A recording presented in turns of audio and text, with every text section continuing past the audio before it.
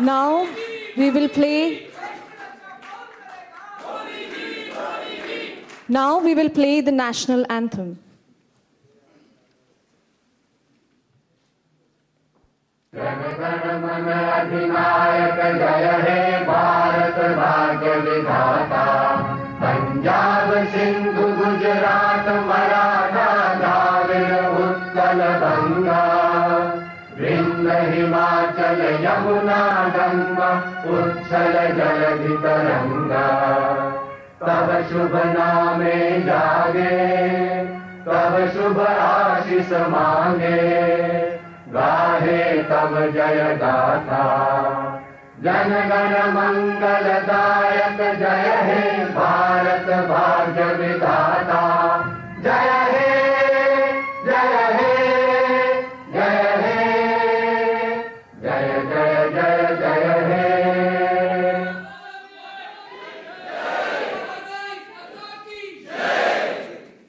Please be seated, ladies and gentlemen. May I request Shri Vijay Gokhale, Ambassador of India in Germany, to kindly make his introductory remarks. माननीय प्रधानमंत्री जी, उपस्थित अतिथिगण, आज गर्व से कह सकता हूं कि ये बहुत खुशी का मौका है कि हमारे प्रधानमंत्री जर्मनी के यात्रा के दौरान आज यहाँ बर्लिन में हमारे साथ हैं। जर्मनी में भारतीय समुदाय अन्य देशों की तुलना में ज़रूर छोटा है, लेकिन अपने अपने क्षेत्रों में, खासकर तकनीकी क्षेत्र में सक्षम है। और आज अलग अलग जगहों से Dusseldorf, Munich, Frankfurt, Cologne, Hamburg, Hanover और बर्लिन से आए हैं। यहाँ प्रधानमंत्री जी को सुनने के लिए उत्सुक हैं। मैं प्रधानमंत्री जी से निवेदन करता हूँ कि वे भारतीय समुदाय को संबोधित करें।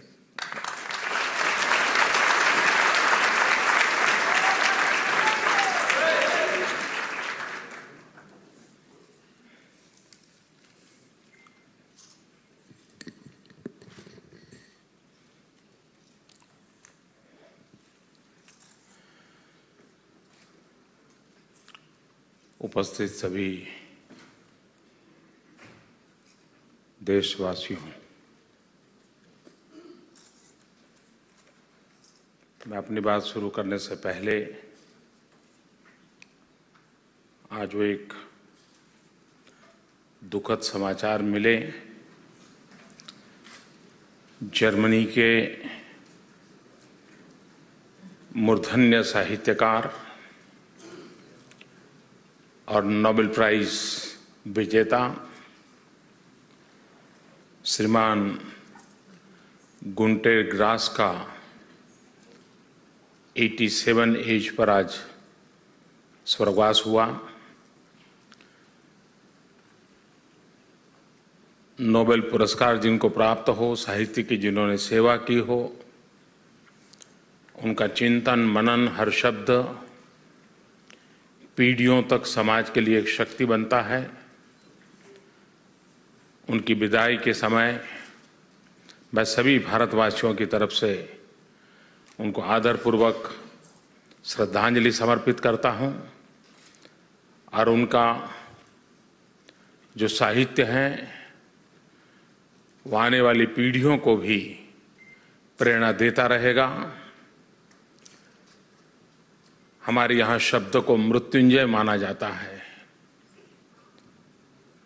शब्द कभी मरता नहीं है और इसलिए जो साहित्य की साधना करते हैं वे एक प्रकार से अमरत्व को प्राप्त करते हैं। मुझे विश्वास है कि उनकी जीवन भर की ये तपस्या, ये साधना, ये शब्द सरिता आने वाले युगों तक न सिर्फ जर्मनी को लेकिन मानवीय मूल्यों की चिंता करने वाले हर किसी को प्रेरणा देती रहेगी। मैं फिर एक बार उनके प्रति अपना आदर व्यक्त करता हूं। मैं कल हैनोवर में था। भारत इस बार हैनोवर फेयर का पार्टनर है। करीब भारत से 400 कंपनियां यहां आई हुई हैं। अब चारों तरफ लोगों को लगता है कि भाई देश विकास की दौर आगे बढ़ रहा है। इस प्रकार के अवसर भारत को शोकेस करने के लिए तो काम आते ही आते हैं, लेकिन हमें बहुत कुछ सीखने का भी अवसर मिलता है। कभी कभार हम अपने मोहल्ले में तो हरक्यूलिस होते हैं,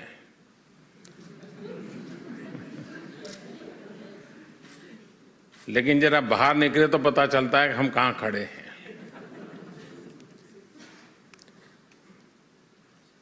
और इसलिए इस प्रकार के कार्यक्रमों में आने से हमें भी भीतर से एक चैलेंज स्वीकार करने का मन बनता है। हमारे भीतर का जज्बा जगता है कि भाई क्या बात है, वो तो आगे निकल रहे हैं, हम क्यों नहीं निकल रहे हैं, चलो हम भी कुछ करेंगे। तो एक प्रकार से ये अंतर्राष्ट्रीय कसौटी है, अंतर्राष्ट्रीय मानदंडों में हम आगे बढ़ रहे हैं कि नहीं बढ़ रहे हैं। मुझे विश्वास है कि भारत से जो लोग आए हैं वे यहां से बहुत कुछ देख करके, सीख करके, समझ करके जाएंगे और उसका लाभ भी मिलता है, हमारा लाभ उनको भी मिलता है। मैं आज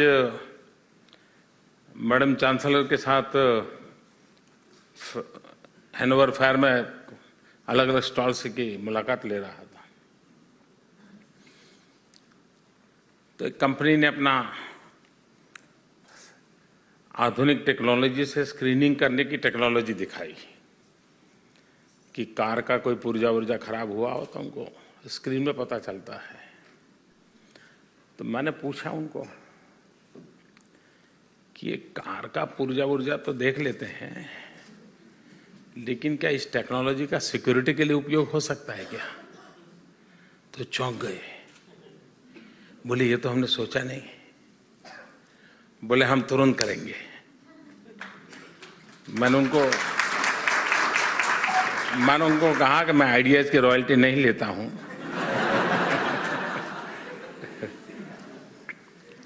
कहने का तात्पर्य है कि जब देखते हैं तो पता चलता है कि एक ही चीज अलग दृष्टिकोण से कितनी काम में आती है। वही टेक्नोलॉजी, वही काम, वह अलग रूप में किस प्रकार से काम है। और मैं मानता हूं इस विषय में भारत के लोगों की बड़ी एक्सपर्टाइज है। वो बड़ी आसानी से इन चीजों को, अब आप देखिए हमारे यहाँ माताएं बहनें खाना पकाने में कितना बढ़िया प्रयोग करती हैं। अब वो घर में भले उसका भारतीयकरण कर दिया होगा, लेकिन चाइनीज डिश भी बनाती होगी और पिज्जा भी बनाती होगी और मैक्सिकन डिश भी बनाती होगी। तो हमारे लोगों की एक विशेषता है चीजों को अपने ढंग से ढालने की। लेकिन ऐसे अवसर पर जाते हैं तो एक प्रकार से हमारी कसौटी होती है, हमें आगे बढ़ने के लिए प्रेरणा मिलती है। सामने वालों को भी ध्यान में आता है कि भाई हम सोचते थे वैसा भारत नहीं है, भारत में तो बहुत कुछ है, ये काम भारत में हो रहा है। तो उनको भी लगता है चलो भाई हम भी अपना उस क्षेत्र में जाएं, हम भी अपना विस्तार करें, विकास करें। एक प्रकार से ये विन विन सिचुएशन वाला मामला होता है। और मुझे विश्वास है कि आने वाले दिनों में भारत की जो विकास यात्रा है, उस विकास यात्रा में मैन्युफैक्चरिंग हब भारत बने, ये समय की बहुत बड़ी मांग है। और अगर हम ये समय खो दिया तो भारत का बहुत लंबे अरसे तक नुकसान होगा। जब दुनिया में औद्योगिक क्रांति हुई थी, उस समय भारत गुलाम था। हमारे पास टैलेंट थे, हमारे पास हर प्रकार की क्षमता थी। ढाका का मलमल कितना अंगूठी से पूरा निकलता था, चर्चा में पढ़े थे, सुने हैं। सामर्थ्य था। लेकिन जब इंडस्ट्रियल रिवॉल्यूशन हुआ, हम गुलाम थे, और गुलाम होने के कारण हम उस परिस्थिति का लाभ नहीं ले पाए। ऊपर से हमारी जो टैलेंट थी, हमारे पास जो सामर्थ्य था, या तो उसको दबोच दिया गया या तो उसे चोरी करके ले जाया गया और हम वहीं के वहीं रह गए। सेकंड रिवॉल्यूशन आया कम्युनिकेशन का, आईटी रिवॉल्यूशन आया। आईटी रिवॉल्यूशन में हम आजाद भारत के होने के कारण हमारे 20, 22, 24 साल के नौजवान कंप्यूटर पर उंगलियां घुमाते घुमाते दुनिया को हिंदुस्तान की पहचान करा दी। विश्व को भारत का लोहा मानना पड़ा।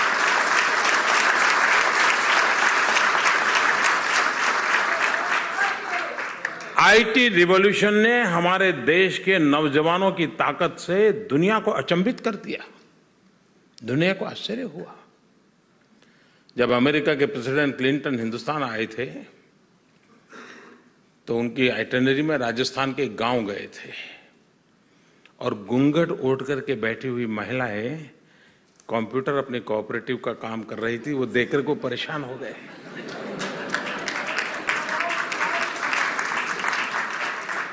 उनको आश्चर्य हुआ। और तब जाकर के वहीं का चुना हुआ एक पंच ने उनको पूछा। अब वो बेचारा अपनी भाषा में बोल रहा था, और वो लुढ़क करके सिक्योरिटी को इधर उधर करके, उसके पास तो था कोई, वो पंच का मेंबर था, पंचायत का सदस्य था और दलित समाज से था। वो लुढ़क करके प्रेसिडेंट क्लिंटन के पास पहुंच गया। उस दिन जिन्होंने लाइव टेलीकास्ट देखा होगा, उन्होंने देखा होगा, वो लुढ़क के उनके पास पहुंच गया। तो गांव वालों को सबको लगने लगा कि ये यार क्या आदमी है, उधर उसको क्या बात करेगा, उससे उसको कुछ बोलना तो आता नहीं है। किसी को लगा नहीं शायद वो वीजा मांगेगा।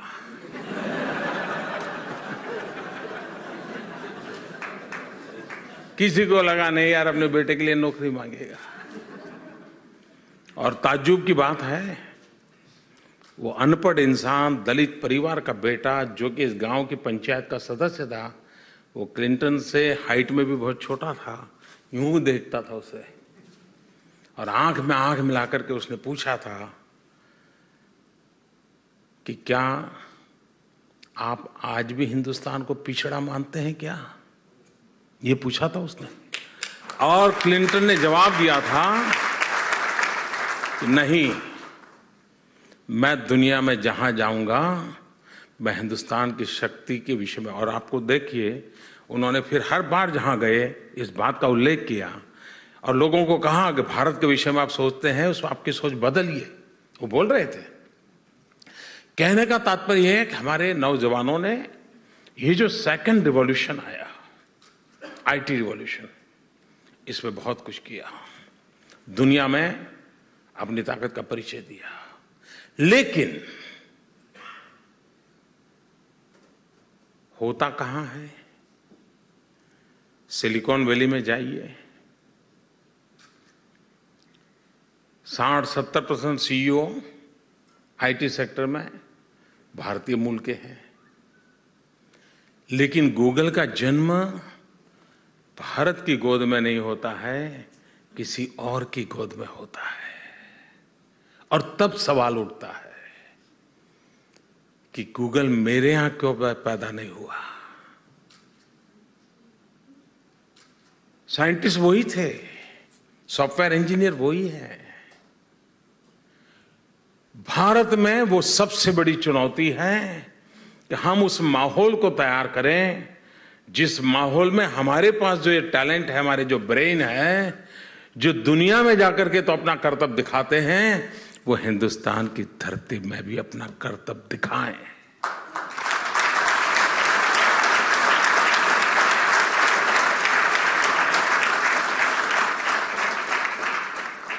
जर्मनी में भी कितनी बड़ी मात्रा में हमारे इंजीनियरिंग फील्ड के स्टूडेंट्स हैं, नौजवान हैं, प्रोफेशनल्स हैं, और यहां की कई कंपनियों में उनका बहुत बड़ा कंट्रीब्यूशन है। बहुत कुछ सीख रहे हैं। आपके पास बेसिक नॉलेज है, आपके पास एक्सपीरियंस है, आपके पास इनोवेशन के लिए आवश्यक इंफ्रास्ट्रक्चर मिला हुआ है। आप अपनी शक्ति और सामर्थ्य का उपयोग कर रहे हैं। क्या अब आपको ये जो मिला है, आपके अपने प्रयासों से मिला है, किसी के कारण मिला ऐसा मैं नहीं कहता हूं। आपके अंदर वो जज्बा है, क्षमता है, अवसर मिला है। क्या आप भारत के साथ एक सेतु बन सकते हैं क्या?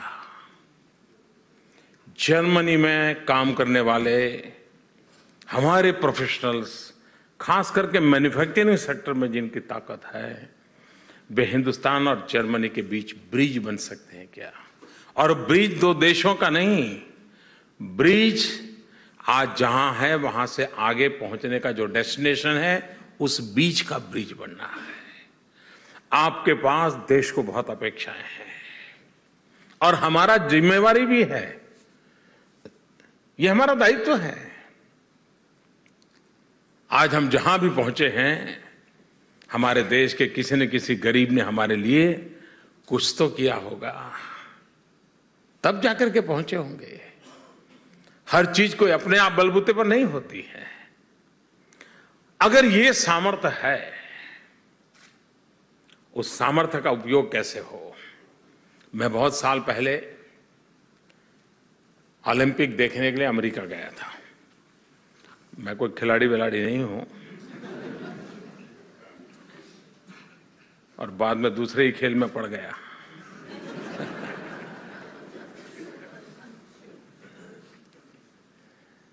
लेकिन मुझे इतने बड़े इवेंट का मैनेजमेंट क्या होता है वो जरा देखने का मेरा इच्छा थी। कैसे करते हैं, कैसे ऑर्गेनाइज कैसे करते हैं, सीखना चाहता था मैं। बहुत साल पहले की बात है।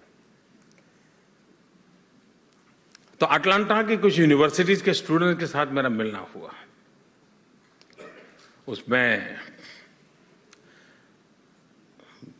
भारतीय स्टूडेंट्स के साथ भी तो काफी देर बातें हुई, लेकिन बाद में एक आध कार्यक्रम ऐसा हुआ जिसमें अमेरिका से बाहर से आए हुए कई समाजों के स्टूडेंट्स से।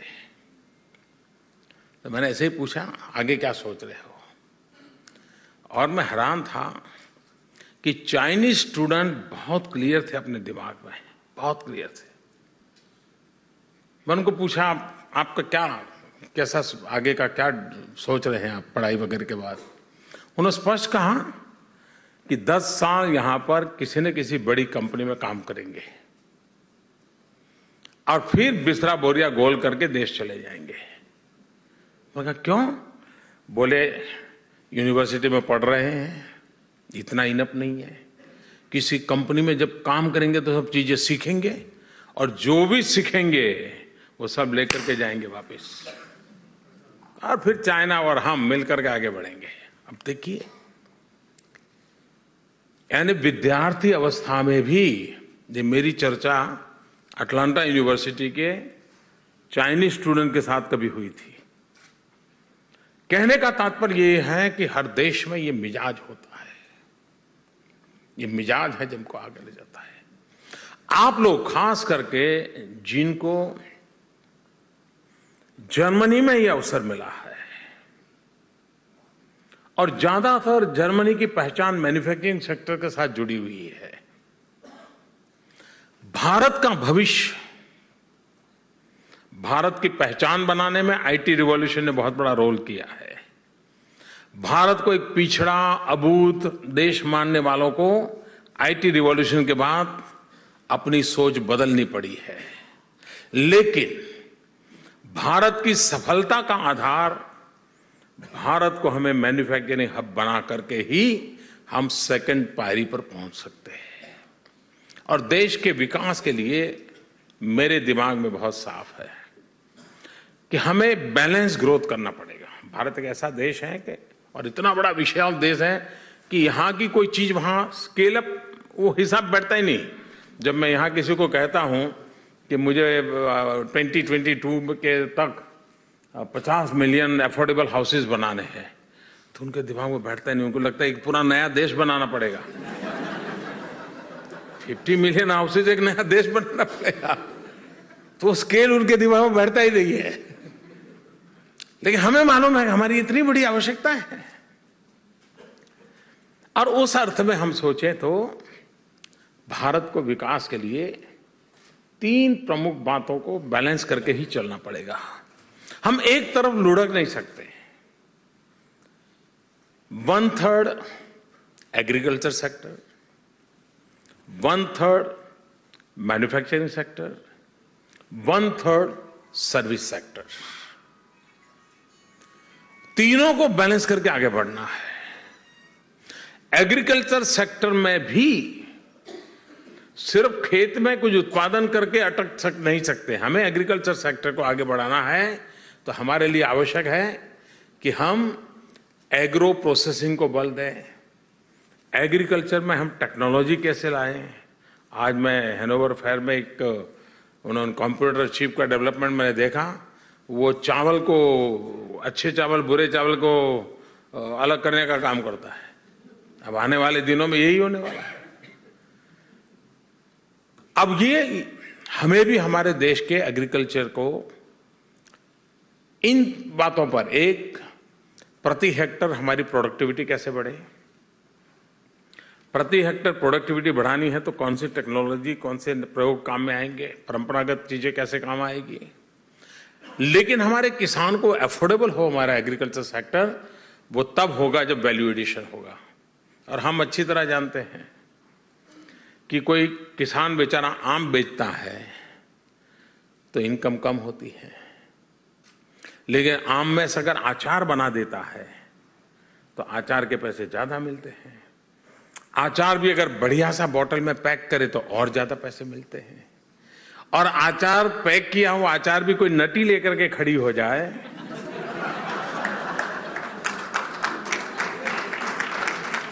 तो और ज्यादा पैसा मिलता है। एक्ट्रेस, नटी है ना एक्ट्रेस, वो खड़ी हो जाए तो और ज्यादा पैसे मिलते हैं कि भाई ये एडवर्टाइजिंग हो रहा है, ये अगर खाती है तो हम भी खाएं।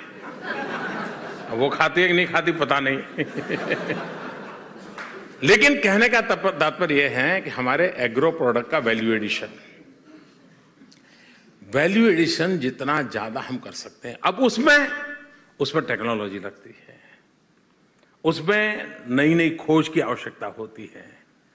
ग्लोबल रिक्वायरमेंट के अनुसार हमको उसको करना पड़ेगा। और आज दुनिया में रेडी टू ईट पैकेजिंग का मामला चल रहा है सब दूर। दुनिया के किसी देश में कहां सब्जी पैदा हुई है, कहां कटिंग हुआ होगा, कहीं पकी होगी, कहां पैक हुई होगी, और पता नहीं दुनिया के किस देश में जाकर के वो खाई जाती होगी। दुनिया काफी बदल चुकी है। हमने हमारे एग्रीकल्चर सेक्टर को विश्व की ये जो चीजें हैं इसके साथ जोड़ना है। चाय में हमने वो सफलता पाई। हम जानते हैं कि चाय में हमें जो सफलता मिली उसके 2 मूलभूत बातें रही है कि चाय ने व्यक्ति के जीवन में एक नई पहचान बनाई, सोशल रिलेशन का वो आधार बन गई, सामाजिक संबंधों के लिए वो एक बहुत बड़ा लिक्विडिटी वाला फोर्स बन गया एक प्रकार से। और दूसरा उसकी सरलता, उसका पैकेजिंग, और कभी किसी ने उससे क्या नुकसान होता है इसकी ज्यादा चर्चा नहीं की, एक्सेप्ट हो गया दुनिया में।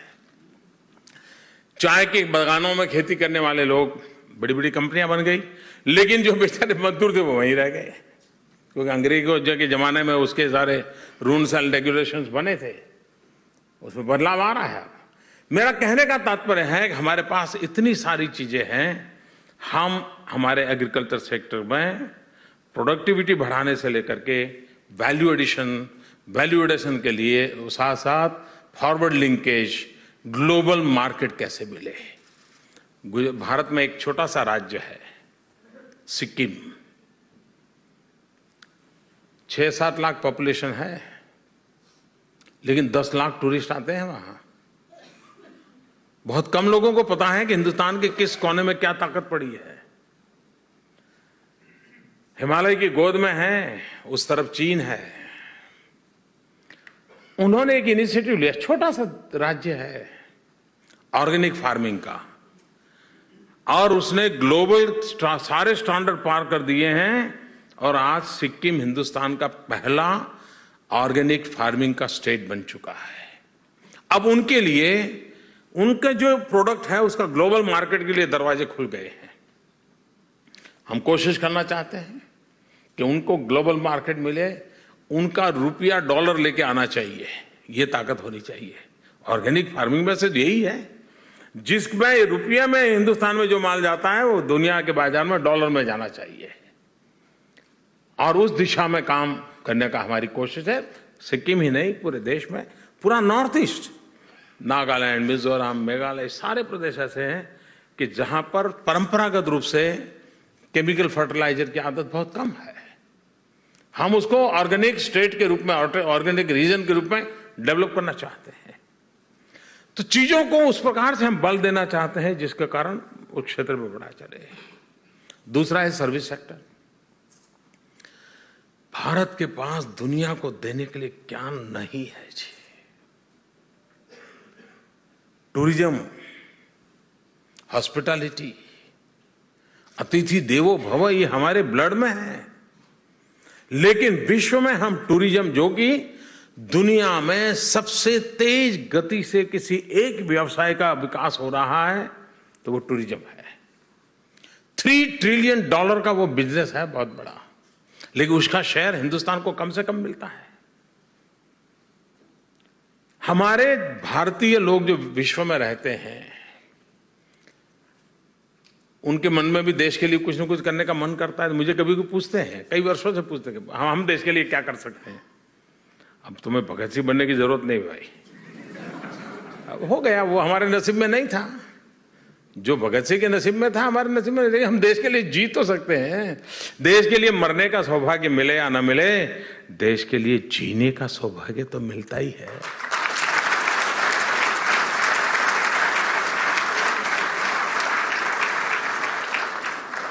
और इसलिए हमने कहा कि भाई कम से कम भारतीय परिवार जो विदेशों में रहते हैं, जहां आप काम करते हैं वहां विदेशी लोगों के बीच में हैं, दुकान चलाते होंगे तो आपके विदेशी ग्राहक होते होंगे, पढ़ते होंगे तो विदेशी टीचर होंगे। क्या साल में 5 बिन भारतीय, नॉन इंडियंस, ऐसे फैमिली को हिंदुस्तान देखने के लिए आप प्रेरित नहीं कर सकते क्या? यहां छोटा सा काम है, उनको समझाओ भाई हमारा देश देखने जैसा है, चलो निकल पड़ो। हमारे जर्मनी में मान लीजिए 1 लाख लोग रहते हैं, मान लीजिए 50,000 परिवार रहते हैं। अगर हर वर्ष 5 परिवार को वो धक्का लगा दे, हिंदुस्तान के टूरिज्म का कितना आगे बढ़ेगा। फिर मुझे इनक्रेडिबल इंडिया के एडवर्टाइजिंग का खर्चा करना पड़ेगा क्या?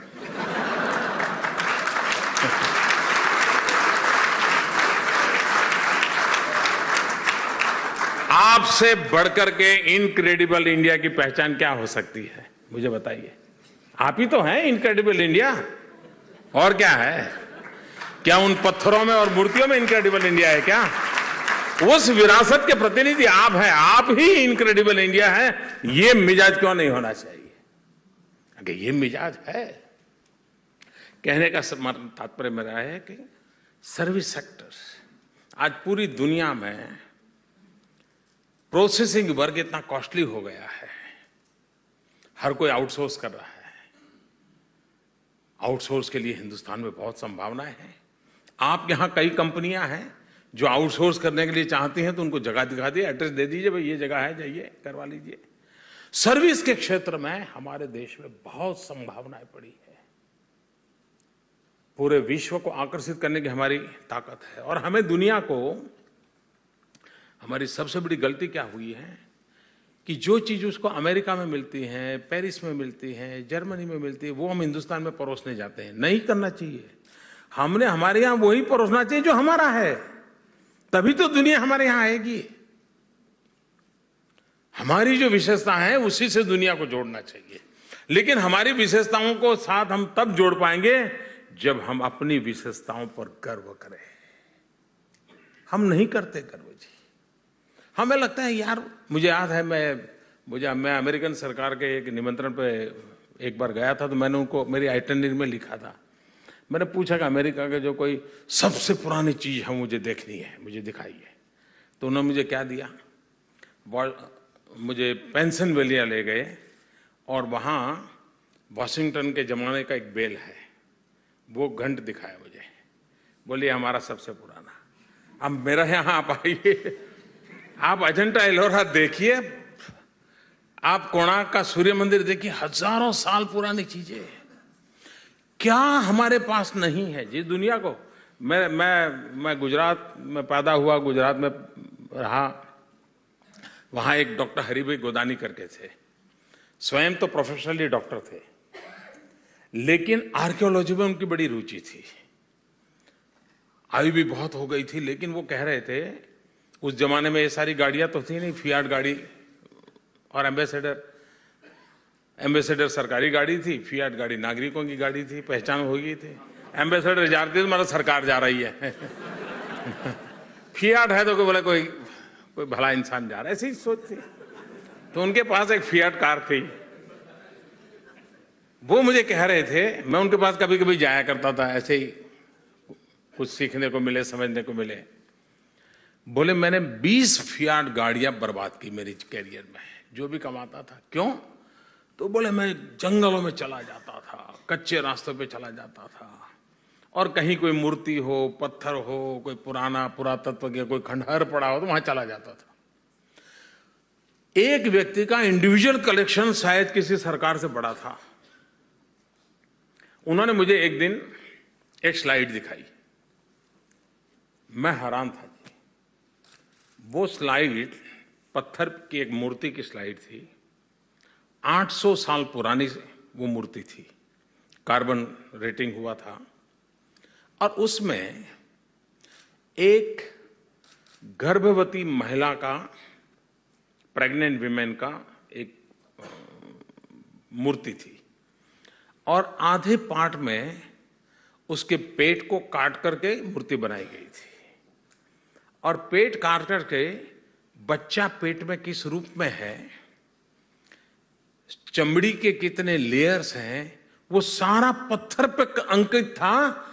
800 साल पहले पत्थर तराशने वाले को पता था कि गर्भ के अंदर बच्चा कैसे पोजीशन में होता है, चमड़ी के लेयर कितने होते हैं।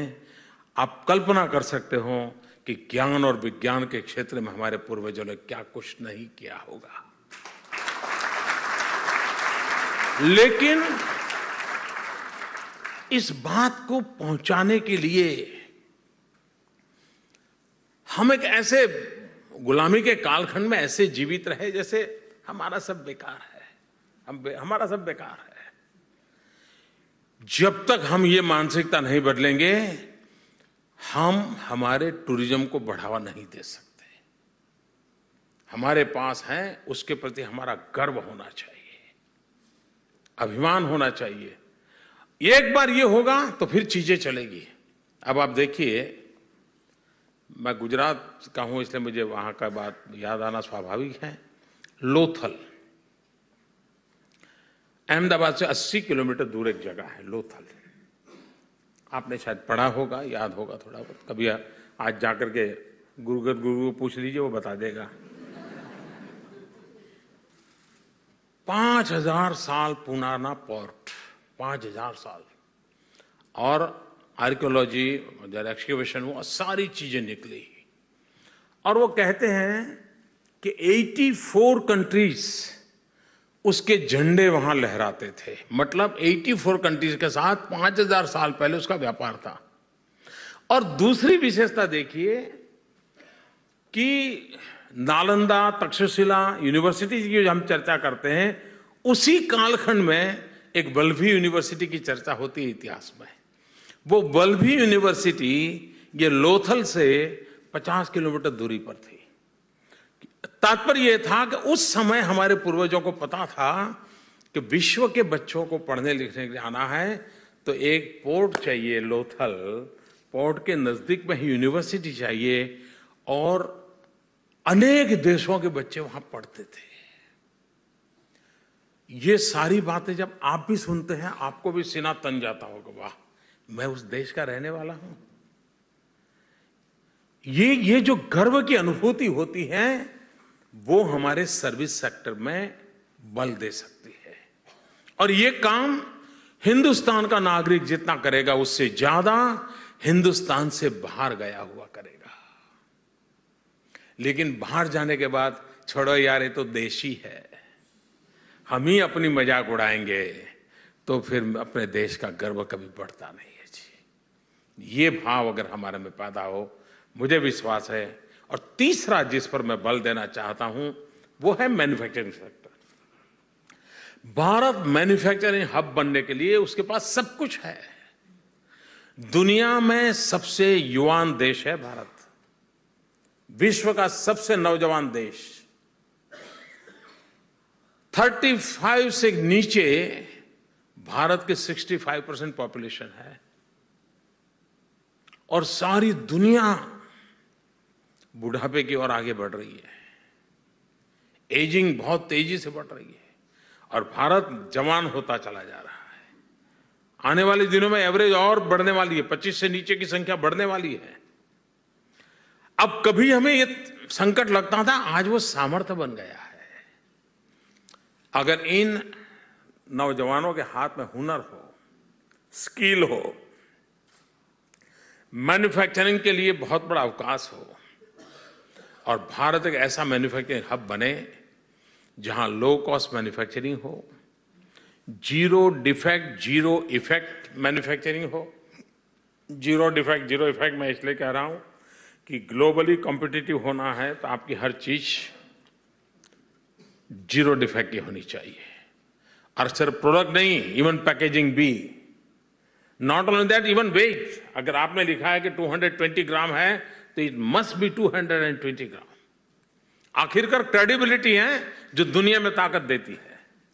और इसलिए जीरो डिफेक्ट के साथ हम मैन्युफैक्चरिंग के सेक्टर में ग्लोबली कॉम्पिटिटिव अपने आप को कैसे बनाएं, और जीरो इफेक्ट,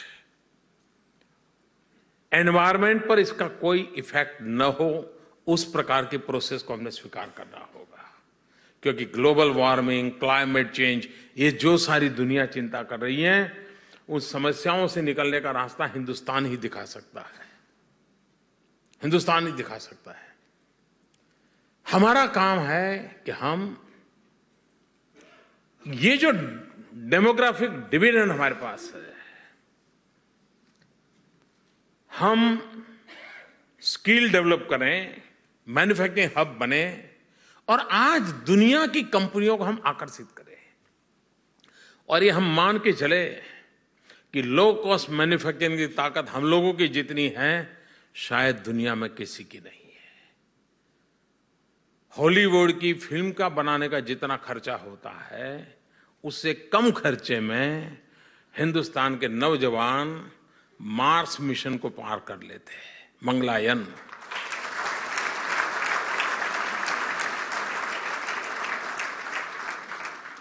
अब मुंबई हो, पुणे हो, अहमदाबाद हो, दिल्ली हो, लखनऊ हो, 1 किलोमीटर का ऑटो रिक्शा में जाना है तो खर्चा 10 रुपये लगता है।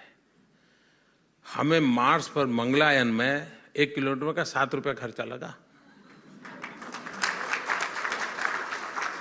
कहने का तात्पर्य यह है कि ये ताकत हमारे देश की टैलेंट में है। हम दुनिया को समझा सकते हैं कि लो कॉस्ट मैन्युफैक्चरिंग के लिए India is the best destination. और इसलिए हम फॉरेन डायरेक्ट इन्वेस्टमेंट चाहते हैं, मैन्युफैक्चरिंग सेक्टर में चाहते हैं, डिफेंस मैन्युफैक्चर। यहां इतने नौजवान हैं, कई कंपनियों में काम कर रहे हैं, आपके पास सब कुछ है। आज भी भारत को रोने के लिए विदेशों पर डिपेंड रहना पड़ता है। जब आंदोलन होते हैं ना, एजिटेशन, तो टीयर गैस सेल छोड़ा जाता है। वो टीयर गैस सेल बाहर से आता है।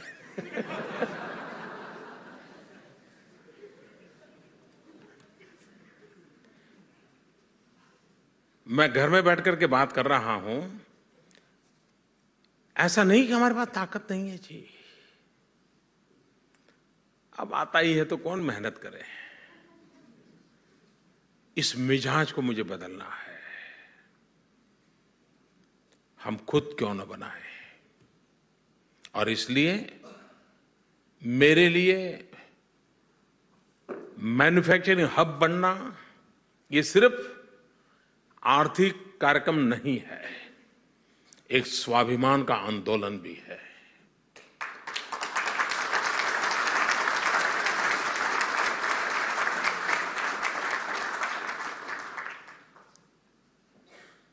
आप मुझे बताइए, आप अपने पड़ोसी से यहां से बार बार कोई चीज लानी पड़े तो आप महसूस कैसा फील करते हो? अपने यहां पुराने जमाने में गांव में रहते हैं तो कभी मेहमान आ गए और चीनी लानी है तो पड़ोसी के घर से एक कटोरी में चीनी ले आते हैं। लेकिन कैसे लाते हैं? ऐसे साड़ी के नीचे रख करके ले आएंगे। कोई देख क्यों? स्वाभिमान मन में रहता है। ठीक है, आज भाई चीनी नहीं है और मेहमान अचानक आ गए, चीनी लानी पड़ी। पड़ोस वाला भी किसी को कहता नहीं था, देखो उसके यहाँ मेहमान आते हैं, चीनी मेरी ले जाते हैं। ऐसा कोई नहीं करता है, कोई नहीं करता। लेकिन स्वाभिमान की चिंता रहती है, वो ऐसे करके साड़ी में लपेट करके ले आएंगे।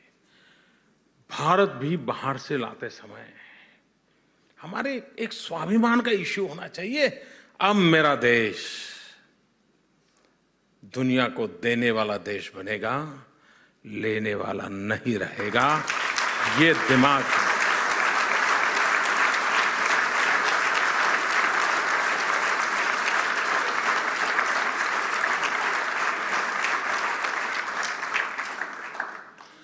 और भारत की नौजवानों में ये ताकत है।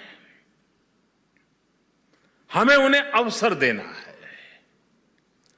और तो विकास की जो 3 चीजें मैंने आपके सामने रखी, सरकार के उस दिशा में कदम उठाए। 10 महीने के भीतर भीतर ढेर सारे कदम उठाए हैं। तेज गति से देश आगे बढ़ रहा है। पिछले 10 साल, मैं एक थोड़ा सैंपल देता हूं, ज्यादा कितना समय लूंगा आपको, क्योंकि बाद में भोजन भी करना होगा आपको। 10 साल का एवरेज था, पर डे 2 किलोमीटर रोड बनता था। 10 महीने का एवरेज है, पर डे 11 किलोमीटर रोड बनता है। काम करने वाली सरकार का मतलब क्या होता है? ये होता है।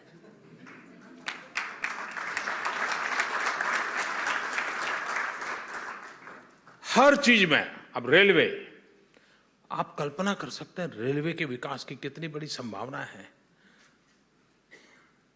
अब लोगों को लगता होगा कि मोदी जर्मनी गए तो क्या करते होंगे। मुझे मालूम नहीं है दुनिया के लोग मेरे से क्या अपेक्षा करते हैं। हिंदुस्तान में हमारे मीडिया वालों की अपेक्षा अलग रहती है।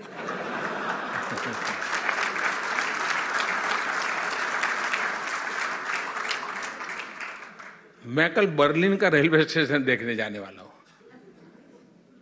कोई कहेगा यार, कोई हिंदुस्तान का कोई ऐसा आदमी आया होगा जो स्टेशन देखने जाए? मैं आया हूं इसलिए कि मेरे मन में है कि मेरे हिंदुस्तान में रेलवे स्टेशन की मुझे शकल सूरत बदलनी है। आज हमारे शहरों में heart of the city railway station है। आप दिल्ली जाइए, लखनऊ जाइए, कानपुर जाइए, नागपुर जाइए, कहीं पर भी जाइए। और कॉस्टलीस्ट लैंड है।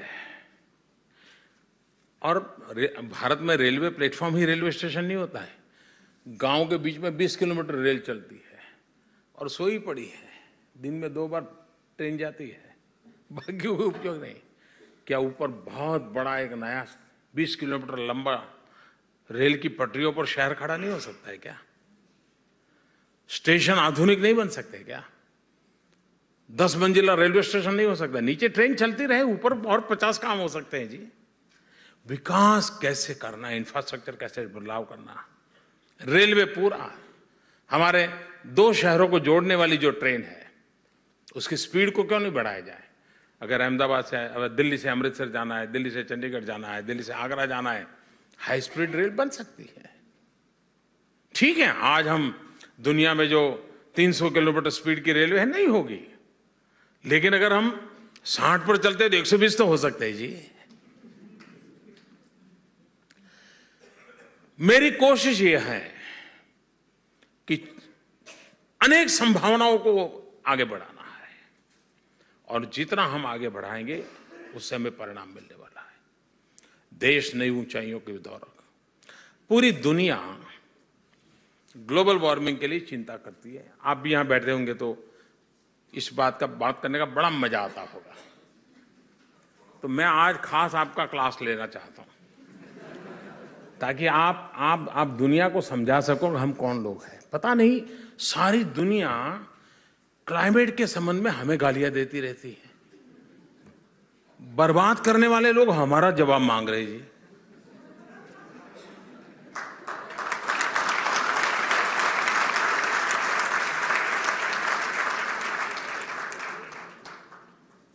अगर प्रकृति की सबसे ज्यादा सेवा किसी ने की है तो भारतीय समाज ने की है। हम वो लोग हैं जो नदी को भी मां कहते हैं, पौधे को परमात्मा कहते हैं, छोड़ में रण छोड़ ये हम कहते हैं। और हमें ही दुनिया समझा रही कि ये करो वो न करो। भारत ने अपनी भूमिका स्पष्ट करनी चाहिए दुनिया के सामने। आज विश्व जिस संकट से गुजर रहा है उस समस्या का समाधान हमारे सांस्कृतिक मूल्यों में है, हमारे जीवन के आदर्शों में जुड़ा हुआ है। ये विश्वास के साथ जाना चाहिए और ये मेरी भारतीय समाज से सर्वाधिक अपेक्षा है।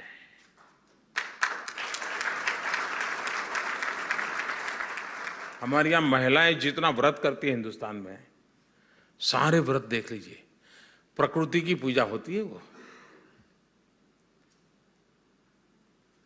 प्रकृति का सम्मान करना ये हमारे यहां संस्कार में होता है। हमारे यहां बच्चा बालक पत्थर बिस्तर से नीचे उतरता है, उसकी मां उसको सिखाती है कि पहले पृथ्वी माता की क्षमा मांगो अपना पैर रखने से पहले, कि मैं मां तुझे दुखी कर रहा हूं, मैं अपना पैर रख रहा हूं, मां पहले पृथ्वी माता को प्रणाम करो फिर पैर रखो। ये हमारी संस्कृति और संस्कार में पड़ा हुआ है। जिस समाज ने इसको संजोया हुआ है आज विश्व को हिसाब देना पड़ रहा है। सूर्य के 7 घोड़ों के रथ की कल्पना, सूर्य को शक्ति रूप में मानना हमारे यहां माना गया। जगदीश चंद्र बोस ने वनस्पति में जीव होता है ये कहा, उसके बाद ही वनस्पति में जीव आया ऐसा नहीं है। हम हजारों साल से पौधे में परमात्मा है ये देखने वाले लोग हैं। कहने का तात्पर्य है कि इस विषय में हमारी अपनी मास्टरी, हमारा सामर्थ्य है। हम दुनिया के जवाब देने लोग नहीं हैं, दुनिया का जवाब हमने मांगना चाहिए कि आप हैं जिन्होंने प्रकृति को तबाह किया है। हम वो लोग हैं जो मिल्किंग ऑफ नेचर में मानते हैं, एक्सप्लॉयटेशन ऑफ नेचर उसे हम क्राइम मानते हैं। और इसलिए दुनिया जिस संकटों से गुजर रही है उसके सामने हमारा तात्विक ताकत है खड़े रहने की, लेकिन जो समस्या है उसका समाधान भी ढूंढना पड़ेगा। भारत ने एक बहुत बड़ा इनिशिएटिव लिया है रिन्यूएबल एनर्जी का। जर्मनी इसमें आज एक मॉडल है, खास करके सोलर एनर्जी में। भारत ने 175 गीगावाट रिन्यूएबल एनर्जी का टारगेट तय किया है। भारत में गीगावाट शब्द पहली बार आया है। हम मेगावाट के ऊपर सोच नहीं पाते थे। पहली बार ये 10 महीने में मेगावाट से गीगावाट सोचना तो शुरू कर दिया है, इतना काम तो कर लिया है। 175 गीगावाट, उसमें 100 gigawatt solar energy, 75 gigawatt wind energy, biomass energy, इन चीजों पर बल देना। क्यों न जर्मनी की कंपनियों को, जो कि इस फील्ड में लोग, सोलर मैन्युफैक्चरिंग सेक्टर में हमारे लोग क्यों ना आए? इतना बड़ा स्कोप है वहां बिजनेस का। हम सोलर पैनल मैन्युफैक्चरिंग की दिशा में क्यों ना जाए? हम सोलार को और चीप करने के लिए इनोवेशंस में कैसे जाए? यहां जर्मनी में रहने वाले हमारे लोगों की इसका एक्सपीरियंस है। आप अपने अपने एक्सपीरियंस को हिंदुस्तान के साथ साझा कीजिए, और स्पष्ट एरिया है काम करने के लिए, कोई बाहर से ढूंढने जाना पड़े ऐसा नहीं है। हम इसका फायदा कैसे उठाएं? और मैं समझता हूं कि ग्लोबल वार्मिंग, आजकल हम सुनते हैं रीयूज एंड रिसाइकल। मैं समझता हूं हमारे यहां, हमारे डीएनए में है रीयूज एंड रिसाइकल, हमारे डीएनए में है, लेकिन दुनिया हमको पढ़ा रही है। आपने देखा होगा अपने यहां गांव में, घर में दादी माँ रहती है, कपड़े पुराने हो जाए तो उसमें से ओढ़ने के लिए वो बना लेती थी, क्या बोलते हैं उसको, रजाई, रजाई बना देती थी, हैं? वो रीयूज हुआ कि नहीं हुआ? अच्छा, वो भी फट जाए तो फिर उसमें से कपड़ों को खोल करके झाड़ू पोता करने के लिए उपयोग कर देती है, हुआ कि नहीं हुआ? यानी एक चीज का कितना उपयोग करना, वो हमारे लोगों की बड़ी एक्सपर्टाइज थी। अब आज रीयूज, रिसाइकल, ये शब्द हमको बाहर से सुनने पड़ रहे हैं। आप देखिए हिंदुस्तान के जीवन में परंपरागत रूप से रीयूज एंड रिसाइकल ये हमारी सहज प्रकृति थी। मां भी, बड़ा बच्चा बड़ा होता था, 12-13 साल का होता था, कपड़े ठीक नहीं होते, वो कपड़े संभाल करके रख देती थी। क्यों? दूसरे वाले के काम आएंगे। यानी और इसके लिए कोई अखबारों में कोई आर्टिकल नहीं छपा था, कोई 24 कलाक कोई टीवी चैनल पे कार्यक्रम नहीं आया था कि ऐसा करो वैसा करो, किसी ने सिखाया नहीं था। ये सहज प्रकृति थी। लेकिन मैं हैरान हूं, हमने अपनी बात दुनिया के सामने सीना तान करके रखी नहीं, और विश्व हमको डांटता रहा कि कार्बन एमिशन कम करो, कार्बन एमिशन करो, जबकि पूरे विश्व में पर कैपिटा देखा जाए तो हम लोएस्ट हैं, लेकिन फिर भी जवाब हमसे मांगा जा रहा है। हम विश्वास के साथ खड़े हो जाएं तो क्लाइमेट, ग्लोबल वार्मिंग, इन सारे विषयों को हम दुनिया को रास्ता दिखा सके, उस ताकत के साथ हम आगे बढ़ना चाहते हैं। COP21 की मीटिंग अक्टूबर में फ्रांस में होने वाली है, सारी दुनिया का ध्यान है, लेकिन हम उसका एजेंडा सेट करेंगे। मैं आपको विश्वास दिलाने आया हूं, भारत एजेंडा सेट करेगा।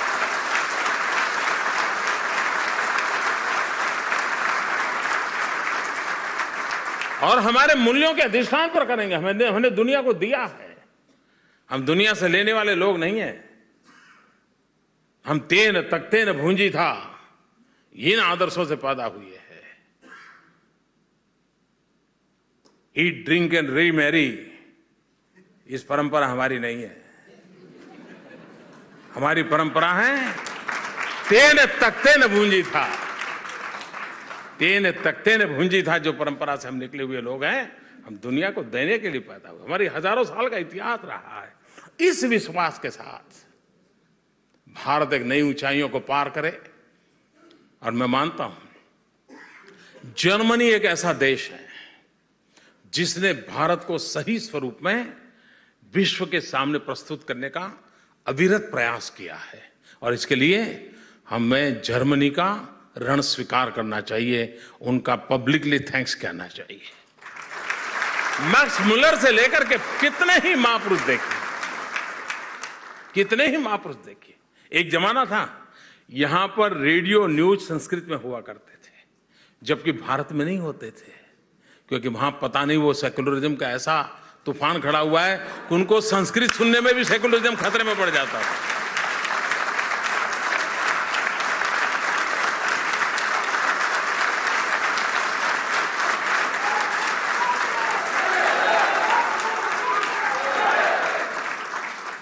भारत का सेक्युलरिज्म इतना कच्चा नहीं है कि कोई भाषा के कारण वो हिल जाए।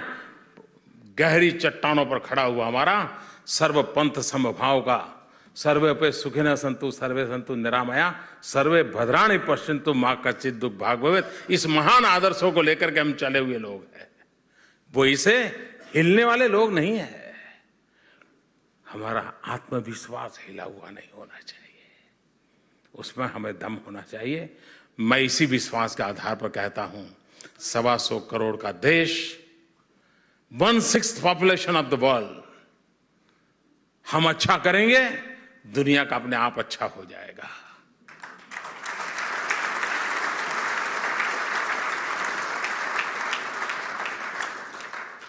इसी एक भावना के साथ भारत आगे बढ़े, उस दिशा में प्रयास चल रहा है। आप सबसे मिलने का अवसर मिला, मुझे खुशी हुई। मेरी आप सबको बहुत शुभकामनाएं हैं। आप बहुत प्रगति करें, भारत का नाम आप जहां भी हो रोशन करें। और मैं आपको एक विश्वास दिलाता हूं, आपका पासपोर्ट का रंग शायद बदल गया होगा, लेकिन पासपोर्ट के रंग बदलने से हमारे रिश्तों के ताने बाने को कोई असर नहीं होता, ये आप विश्वास कीजिए।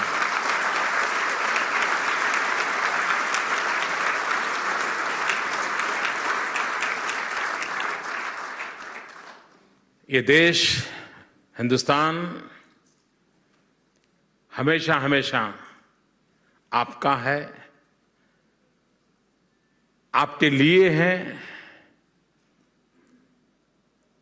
और हो सकता है कि आपके आने वाले योजनाओं के तहत वो आपके बदौलत भी बन जाए। मेरी बहुत बहुत शुभकामनाएं। धन्यवाद।